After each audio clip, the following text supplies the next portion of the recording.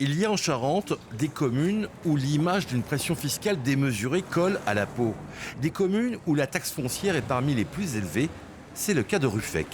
On n'a pas les chiffres en tête, mais le foncier a toujours été élevé sur Ruffec. C'est réputé être cher, mais bon. Enfin, elle est déjà élevée, c'est surtout ça. Donc si elle augmente encore en plus... L'augmentation de la taxe foncière s'est emballée pour arriver en 2020 à 64,91% sans la taxe d'enlèvement des ordures ménagères. À la mairie, l'équipe actuelle a décidé d'arrêter cette surenchère fiscale en cherchant à faire des économies sur certains postes. La partie immobilière de la commune, voir ce qu'on peut améliorer ou pas au niveau énergie, quoi. D'accord, ok. Mais pour l'instant, pas question d'augmenter de... Pas question d'augmenter aujourd'hui, c'est impossible d'augmenter sur le territoire. On est déjà très élevé, donc l'idée aujourd'hui c'est de stabiliser.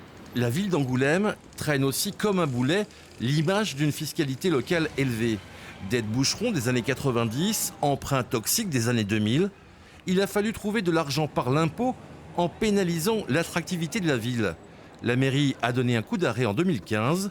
Plus d'augmentation, on compense par des économies. On regarde toutes les dépenses. Il y en a qui ne sont pas nécessaires tous les ans. Il y en a qu'on peut faire différemment. Il y a des recrutements où on va limiter le nombre en mutualisant les missions. On regarde toutes les postes de dépenses pour pouvoir passer sans aller chercher le levier fiscal. Ainsi, entre 2021 et 2022, le taux de la commune n'a pas augmenté en se stabilisant à moins de 62%.